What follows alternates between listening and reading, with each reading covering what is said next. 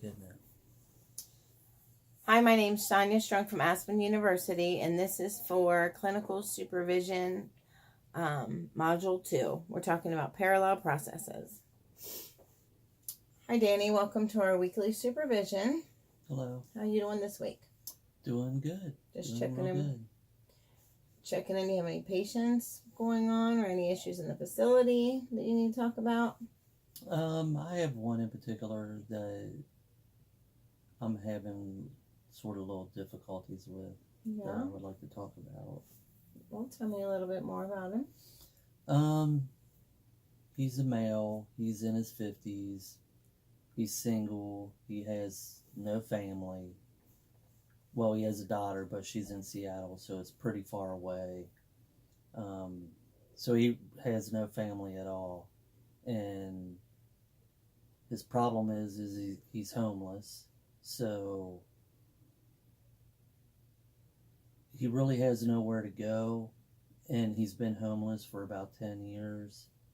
And he's pretty well set in that lifestyle. So he goes around and panhandles money just enough to get his fix. He's addicted to heroin. And as long as he gets that money for his fix throughout the day, he's fine. Mm-hmm. He's not really enthusiastic about getting help.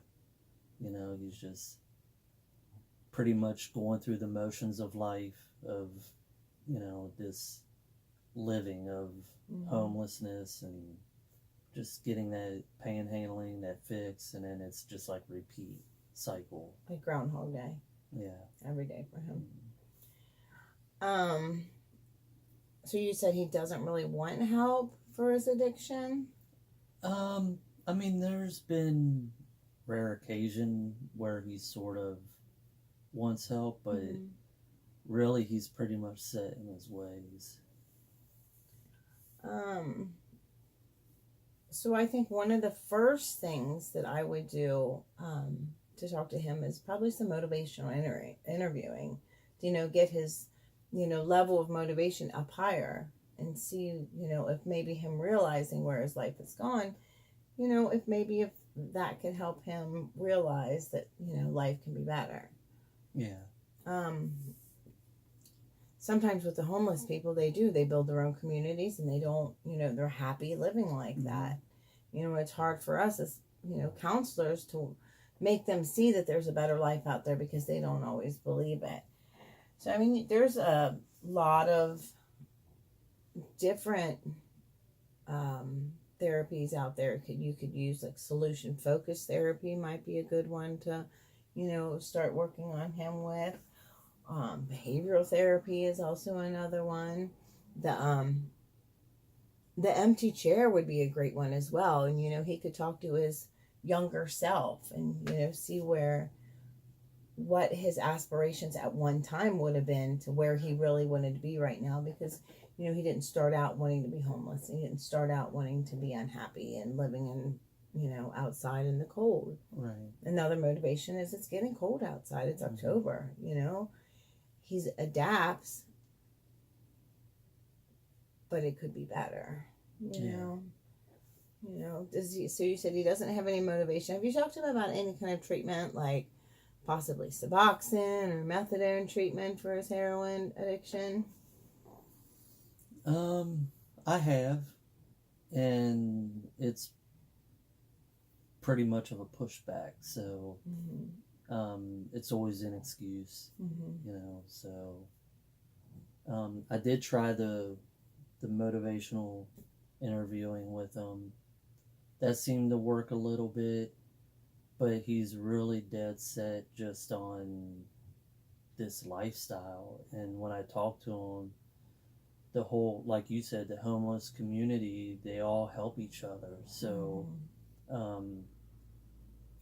one panhandles money for food and the other one panhandles for alcohol. Right. And the other one panhandles for drugs. So it's like they all help each other out. And it's the vicious cycle that just keeps repeating itself.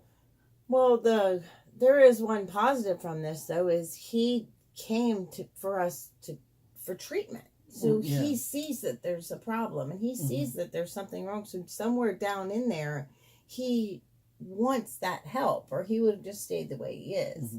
You know, he's not court ordered to be here. He doesn't have to be here, but he still comes every week. Yeah. So, you know, that's a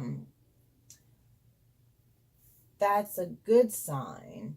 Have you completed his assessment with him yet? Possibly, is that done yet? Yeah, I've You done have? that. Yeah.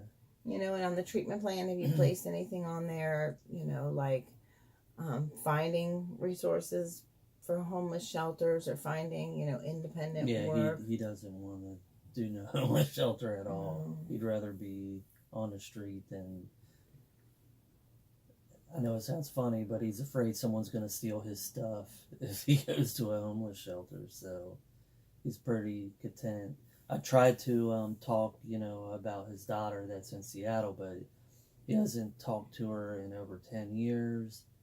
It's pretty much out of sight, out of mind, so that doesn't really help. It feels almost like a hopeless case for him, I guess, it sounds like.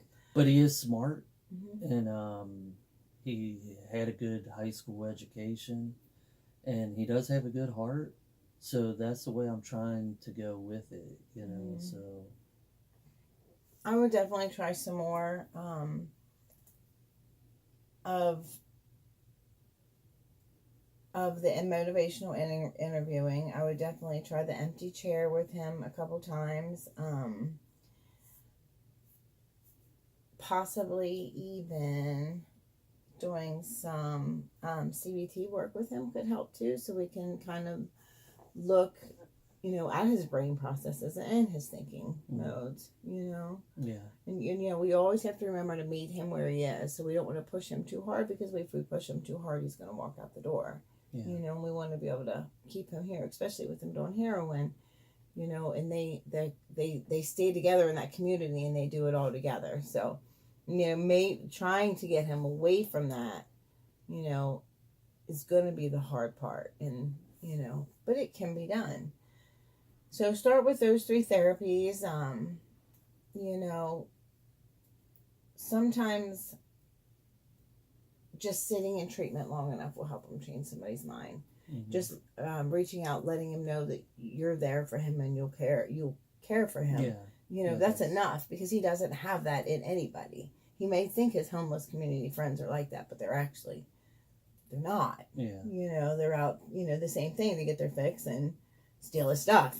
So, you know, so just keep working with him. Try a couple other things. And if it doesn't get any, you know, if it doesn't get any better this week, let's, you know, meet back next week and we'll bring him up and talk about him again. All right.